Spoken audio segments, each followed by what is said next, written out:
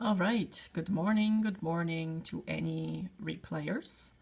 If you are a replayer, you can still participate. Hi, Joyce. You can tap on the screen for hearts. Hi, goodness mercy. And you can share this broadcast. Hi, Miss T1. If you think anybody good morning, would benefit from it. So, if, good morning. Hi, everybody joining. We'll keep this on the screen for a little bit while you're here. And if you're new to me, my name is joannazarach, and feel free to, hi Save America, feel free to follow me for my daily Money Habits broadcasts. And thank you for inviting followers. I do a daily Money Habits broadcast, and I'll go back to the screen and but I'll set it down so I can talk to you guys. So good morning for everybody that's new. I do a daily Money Habits broadcast every single day, 7 days a week. Hello. Hi, Kimmy Rob. Hi, One Source, Finn. At 10 a.m. Chicago time. So I'm in Chicago. I also do a Money Matters broadcast a couple times a week, where I'm going to be talking about, I'm going to be talking about LG Credit Consulting.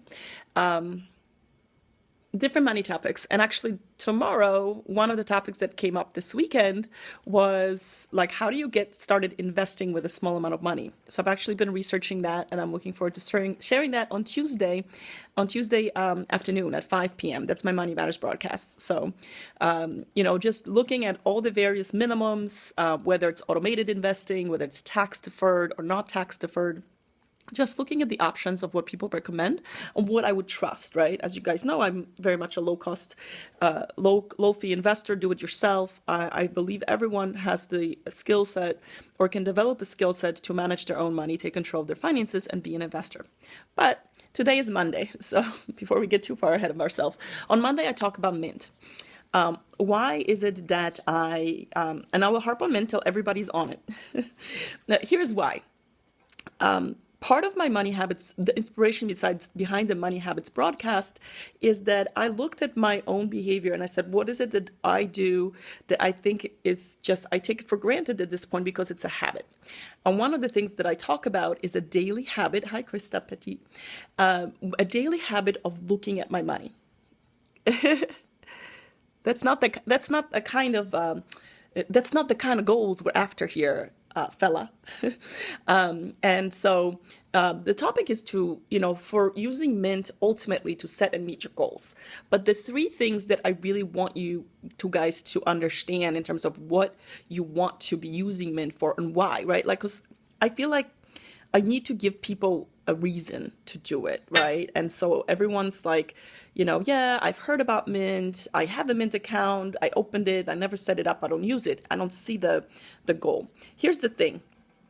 If you follow me, some of you, yeah, well, some people wake up in the morning and they have nothing better to do. That's okay. We have compassion for people who have trouble expressing themselves in our society. Anyhow, the reason is because even if your life is simple and you're like, why should I get Mint? I just log into my bank account, or, my life's not that complicated. Here's what I want you to do. I want you to understand that if you follow me and if you follow the steps that I teach you and you become an investor and you do have a more complex financial life, getting into the habit today of tracking your money is going to make that a lot easier. It's actually really difficult to set up Mint when you have 30 accounts or 40. And so to get into the habit of doing things before you need them is really important. And so I do want to talk about sort of the 4 top uses, the things that one of those should speak to you, because no matter what your stage is, one of these should go and you should get benefit from it. So let's actually go back over. And I've been thinking about it, and I just try to boil it down to these 4 uses. It's a little bit bright. Let's see if I can angle it. Okay, so the first thing about, yes, and you know what? And that's why doing Mint is so important. Like for you, I don't have a steady income either. So this is why it's so important, because you can't plan on that paycheck hitting your bank account every 2 weeks, right? So tracking your cash flow is, Uh, that's right. I try to be religious about blocking accounts that just look like garbage after every broadcast because they do join. But thank you for Joyce for that. And also people can just find you randomly because I put a global tracker out so people can locate me. Anyhow, which strangely hasn't brought anybody to my door. So knock on wood. So tracking your cash flow, how much you earn and spend is one of the most important things that you need to understand about your own lifestyle and your own income flow. So a lot of people, so there's like, what I find is people who have a job, obviously they know how much their paycheck is, which is uncanny to me because I haven't had a steady paycheck since 2007. So I actually am very sensitive to inflows because they're not predictable. Spending though for me is actually extremely predictable. Why? Because I've established that it's free. It's right. Mint.com is free. It's web-based. I'm happy to talk about how I think they make their money. It's a web-based app. It's actually owned by Intuit. Intuit also puts out software like QuickBooks, TurboTax, Quicken. So in my view, they're the experts in this field in terms of software for money management. And they didn't develop Mint originally. It was purchased by Intuit. And so I trust them. And Mint.com has bank level security in terms of people having access to that information. So tracking your cash flow, they advertise. So they actually, they target advertising for financial products to you. So if you do log into Mint, I get ads for like Fidelity, for Betterment, for Wealthfront, for Lending Club. They do targeted advertising for lowering your insurance payments. So they analyze your information and they target ads to you, and that's how they make money, for sure. Also, Mint, Intuit sells other products and they integrate well with each other. So if you're a TurboTax user, you may want to use Quicken or QuickBooks, right? Their software integrates really well with each other. They don't sell you information. They target you ads for your when they think you're going to purchase those products. So they sell advertising space on their site. They can't actually, their information is kind of on lockdown, right? They do analysis based on your spending patterns. So anyhow, knowing what you earn and spend is critical. So this is a very important piece. And I'll do a screenshot of what I mean by tracking. One of the things is categorizing everything. The next one is, I think that everyone should be more aspirational, knowing their net worth, right? When I ask someone, what's your net worth? Most people can't answer this question to any degree of accuracy. And they kind of go through and they kind of estimate. When you have your accounts linked to Mint, there's no estimation. You just know that's the number. There's no fudging. There's no forgetting loans. There's no, I own a house that's worth, $250,000. So that's my net worth with a, $220,000 mortgage that you forgot about. This is really staring you in the face. One thing that I think that people undervalue, and it's so important, is tracking all your tax deductions. Like so huge to keep track of your tax deductions. If you're a business owner, if you have any Schedule A deductions, this is huge. To me, this is a huge thing. I don't actually use any other accounting software because my business is not complex enough, but I rely on Mint to track those. And then of course, what I want to talk about is setting and meet goals to track your progress. So those are to me, those are the underlying benefits of using Mint, right? And so I really do think that everyone should have a Mint account. I actually suggested last week to someone who was helping their elderly mother manage their finances. She's like, yeah, she's got these credit cards and she keeps forgetting to make the payments and etc. I'm like, why don't you set up a Mint.com account for her account since you're helping her already? And you can actually monitor someone else's that you're responsible for, whether it's, or you have a college student, right? Or you have an elderly parent. You can use that tool instead of relying on someone's memory. You can use it and say, okay, Ma, did you pay off that credit card bill? Or better yet, set it up automated. But you can make sure you can log in one place and see what their bank account, whether they put the checks in and they made the payments. So that's just another alternative use of Mint. But for yourself, these are the things that you need to know. Why? Because if you don't know that, if you're kind of financially in the dark, it means you don't have a plan for your money, right? It's just money is happening to you. And that's what I'm really trying to emphasize. I want people to take control of their money so they don't let money happen to them. all of a sudden, if you have a clear picture of your financial situation, how much money is coming in, how much you're saving, one, you know how much your emergency savings are, right? You know that you have extra cash to make the investment, right? You can time it better. You feel confident in it. And when you are making investments, you can actually see your net growth grow. And that's because that's one of the biggest things is people, the people are all like cash based, like they just see money as funds available to spend.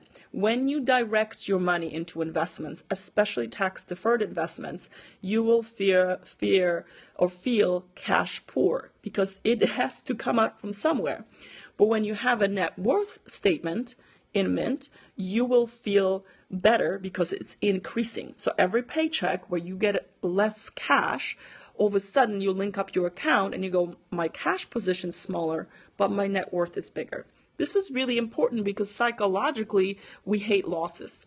So we are very risk averse. And if you just see a smaller paycheck when you've made the decision to increase your 401k contribution, you're going to think it's a bad decision. You're actually emotionally going to feel a loss. This is important to know. But when you look at your net worth number, it'll be better off. You'll feel more confident about your decision. So I'll just show you my, here's a snapshot of my spending for like last couple of days. I'll just show you my examples of what I mean. So, this is you can see that there are multiple credit cards and also checking account information that's going in here, right? And what I do is I make sure that every single charge on my card has a category, and I literally use a handful of categories. I think I use like less than 20 for sure, and most like you only need to use 10. I mark something as a restaurant, right? Like clothing. And the important things is like, here's my company clean expenses. So I have a recurring SurveyMonkey. And sometimes sometimes Mint will pick it up and sometimes not. And by the way, I bought an Amtrak ticket because I'm excited to take the train. And like, I don't buy Amtrak tickets. So Mint doesn't know that that's a business expense. So if I don't mark it down, I'm going to forget it. Right? So that's my point in terms of tax deductions and like tracking things. So that's kind of like, that's the whole point of the tracking. And by the way, if I let this go for more than a day or two, then it goes to the next page. And therefore I have all these transactions to sort through. And then I go, I don't remember what that was, like Mr. and Mrs. Diggs. I'd be like, probably a week later, I've really forgotten. But I went to this boutique, $49 train tickets. It's not too bad.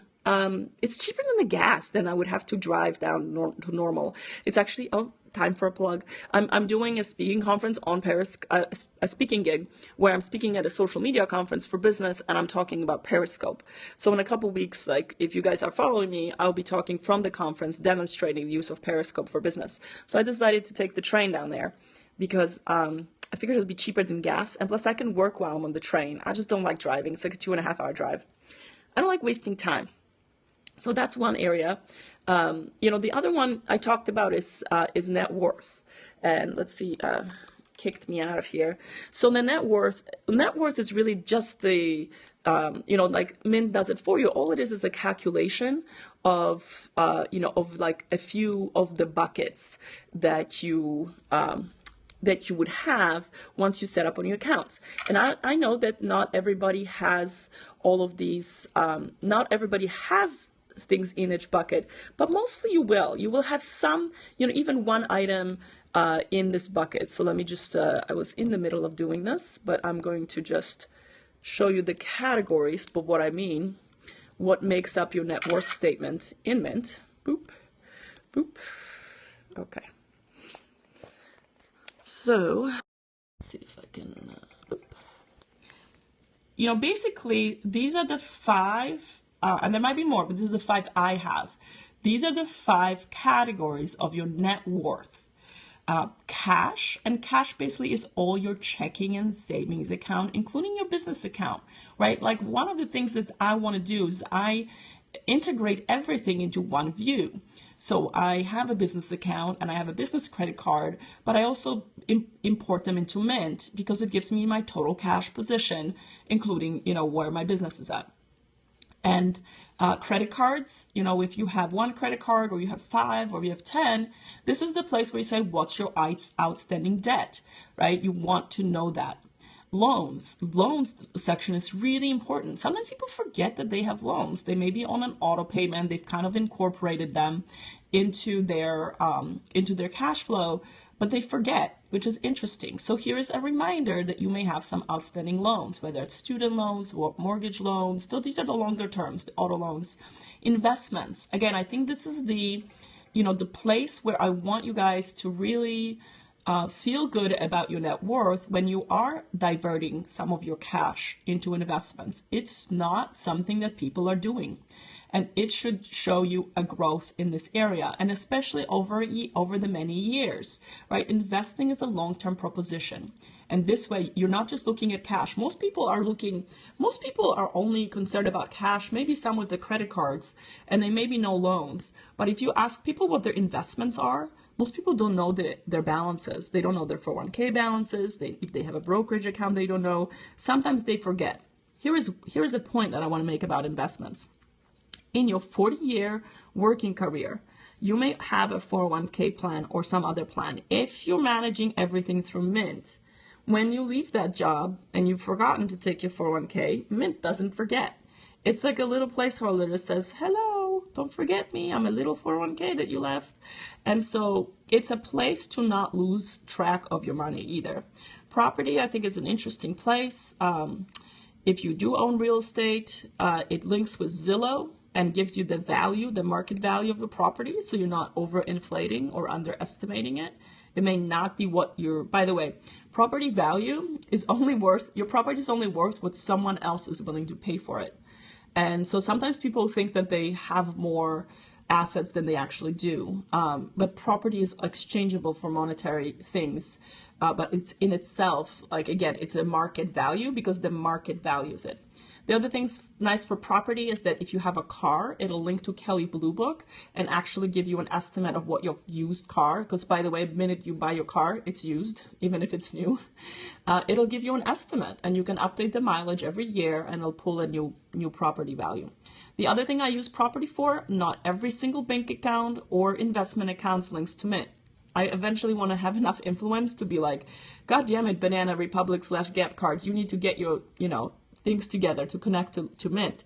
But for some retirement plans, they'll connect. You can manually enter an updated monthly or quarterly the value of those plans. So that's the net worth equation, right? And the thing is, though, if you don't have to actually do anything to get your net worth number, you just scroll to the bottom and boom, it gives you your net worth. And you can kind of get a sense of where you stand, and is it going up or is it going down? And you can do some graphs and charts. I talked about tracking all your tax deductions. Again, you want to say, tax. You can do a tag in there that you tag your Schedule A deductions. So charitable contributions people miss. If you do have a lot of medical bills, but you would need to have a lot of medical bills to qualify for, or low income to qualify for that. Childcare expenses. Are you tracking those? If you have dual income household, are you tracking all the childcare expenditures? By the way, not just the daycare providers. Once you're past daycare, your after school care. So tuition's not deductible, but after school care qualifies for the dependent child care deduction. And on those days off, like if you're in a school system that takes days off and you have to get other care from other institutions, those are things that you need to track. And you think, $100 here, $50 there. What does it matter? It matters a lot, right? Like that's what I'm trying to convey to you, that being a bit more detail oriented, and Mint is just a good system to use it. And then finally, set and meet your goals. Mint actually has, so 2 things in there. It's got the budget feature where you set up your budgets, and as you're like, okay, I want to have, $800 worth of groceries and no more. And it kind of shows you, like, are you on track? And it has a little line for, let me see if I can show you. It has a little line for what today's date is. And let's see, I'll show you mine. So it has this line. Do you see this line? That's because we're towards the end of the month, and if it was here, these would turn yellow or red. It basically tells you, like, whatever your budget categories are, it says, are you over or under, right? And you can set them whatever you want it to be, right? Groceries, restaurants. This is the stuff I keep track of, because I'm like, hey, how am I doing on these, like, on the spending? And so it's just built in. The also thing, you can do goals, like if you here, you can set a retirement goal, and it'll tell you. Like, it's funny. I like looking at it. Like, when the stock market's doing well, it's like it gets me retiring earlier. And when the stock market's dragging, I'm like, oh, an extra 6 months, right? But it has a projected retirement date based on your goals that you put in. So you can be realistic about what it is that are you making progress towards it? And again, once you set it up, and it's just over time, it's kind of reinforcer. Are you getting ahead, or are you still behind? And that's really the idea behind it. It like flags all your due dates for your credit cards. Again, mine are all automated, so it's not like I have to take an action, but it's gonna tell me, like, oh yeah, like the 8th of the month, I have like 2 big credit cards every month they go out. So I just need to make sure that I have the cash in the appropriate account to cover that, right? And so this is how I just don't lose track of my money. I've talked before that it's early fraud detection. Like if a charge is on here and I don't recognize it, I can immediately tell that it's fraudulent. And I've had that happen over the last 12 months. So you don't have to find out. It's great. It is great for cash flow. I think, again, no matter how simple or complicated your financial life is, Mint can really give you a sense of your situation, help you keep track. And again, all those things that I say are really, really important for you to know. Mint can support you in achieving those goals. And again, it's free. It's made by one of the most, it's supported by one of the most reputable financial software companies that we have in the US, the leading software company in my view. And it just kind of breaks you into the financial tracking. It's gentle. It's not Quicken. Like Quicken is hard. QuickBooks are hard. Mint is easy compared to those. So if you ever going to run your own business, if you ever want to have your own business, one of the things that people do, they just want to outsource the accounting. They don't want to worry about the money. That's a big mistake. You don't have to do the actual accounting yourself. That's okay to have someone else do it. But if you can't talk about the financials of your business, like if you don't understand how money flows through your business, like I've talked to a lot of other entrepreneurs, and the ones, that are really successful, they're like, look, there's just no way around it. You have to know your money. Even people who go into funding rounds, right? If they don't understand the finances of their startup, or even if they've been in business for a while, it's a huge red flag, like you can't just be so lackadaisical about it. So if you are thinking about starting a business, or if you are a business owner, like this is important. It's important to have your household finances in order, and it's important to have your business finances in order. And this is a learning tool to me that you can figure out how you look after your money. And by the way, eventually, like, have your business accounts linked in. Even when when you're not paying attention to all your reports, you can still kind of set, let's see if you have all the cash that you need, because you're going to need to know how much. If you're going to have payroll, you're going to need to know how much that's, how much is coming out every payroll cycle and things like that, and how much money coming in, and how much, cash flow is going to be really important. So to me, this like personal finance is actually a huge thing. How well someone understands personal finance, to me, is kind of an indicator how good that would be in managing their business money too. So that's really the Mint sermon, I guess, the Monday Mint sermon. Thank you for joining. If you have any questions about Mint ever, do ask. I know that people kind of get caught up where, like, they just don't know how to use it, or just not sure, and then they just don't use it. Instead of sometimes it's just like, how do I categorize these things? And I'm happy to go through that. I have gone through some of that in the past, so every Monday I've been doing a mint sermon or Mint tutorial. I've gone through different sections. If you ever want to see those videos, they are on catch.me. And and you can definitely see them. And then if there's any topic on Mint that once you start using it, and if you're a Mint user and you have questions, I'm happy to do a Monday series, a Monday talk about your particular question, because what I can tell you is that other people will benefit from that as well. So that's it. So my last thing would be my plug for this for at Midwest. So at Midwest, and that's spelled the way it sounds, AT Midwest. If I can find the tab, I'm gonna show it. Hi, how are you, Candy? I'm just wrapping up my. I have so many tabs open. One of my big things here is to close my tabs, so I'm just gonna open this at Midwest.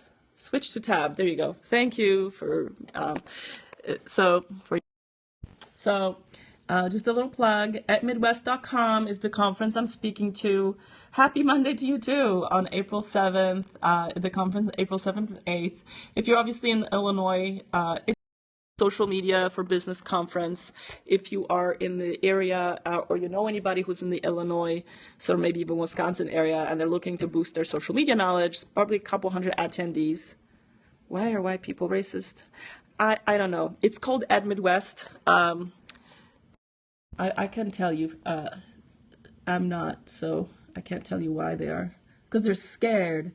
At midwest.com, that's the website. That's where I'm speaking. Periscope. Yeah, not clear. Okay, let's see if I can. Let's see. I don't know how to make it bigger. You can maybe see. Yeah, thank you, Saban. At midwest.com. So anyway, it's just a local social media conference. I think it's a couple hundred attendees. I haven't been to it. I just signed up to be a speaker when they had the Too Serious. And then I'm giving a Periscope talk. So using Periscope for business, or Periscope to engage with an audience, really. Most people still don't know what Periscope is. Like, you guys are kind of on the cutting edge of technology with live video engagement. Anyhow, thank you so much, guys, for your attention, your support, and your questions. Like I said, if you are opening a Mint account or you're starting a Mint account and you have questions, I'm happy to do a tutorial. Every Monday I cover Mint. Yes, and so I highly encourage everybody to get into, to have a Mint account, and then really look at that. I'm going to Periscope, my, you're welcome. I'm going to Periscope probably like a couple demos throughout my talk. It's about an hour talk, so I'm guessing, there'll be like, I'll talk some theory and then show them in practice of what the Periscope looks like. But I don't think that the entire conference is being Periscoped. I'll have to see, because again, I'm just one of the speakers. It's multiple people talking at the same time in different rooms. I don't know. Like I said,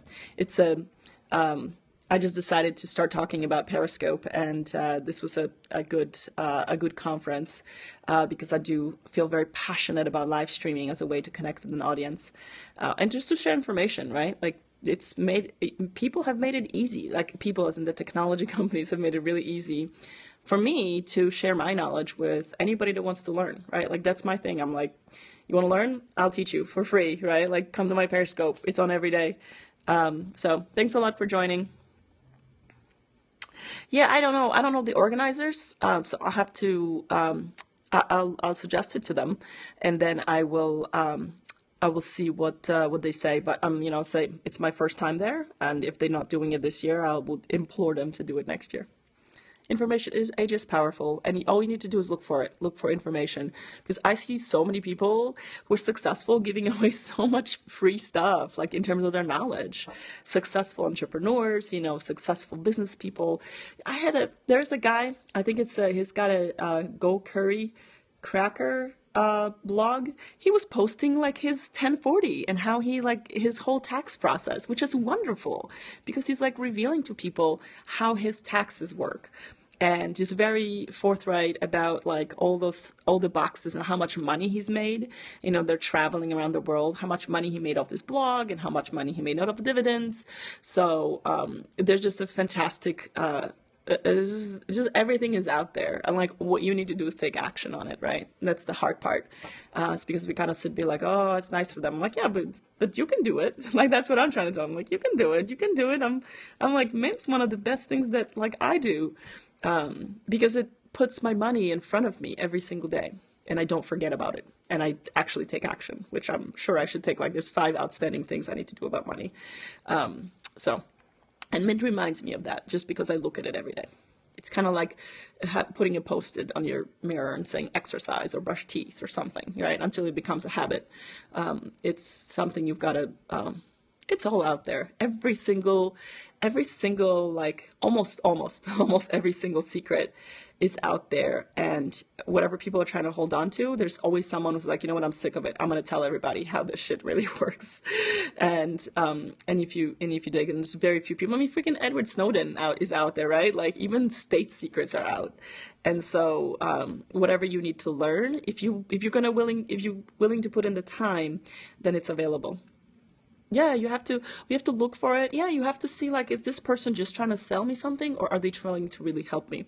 And there's a mix. And sometimes people want to help you and try to sell you something. They're like, hey, I'm going to help you on my schedule, but if you want to be helped on your schedule, then you gotta pay for it. Or individualized advice versus kind of group advice. Because, people want to feel valued for what they provide. And then for me, like, just having literally, if I had like people be like, oh, 10 more people sign up for me, and I was like, yes, did it help you? Did you open an investment account? That's what my metric is, the number of people I help get on with their financial journey.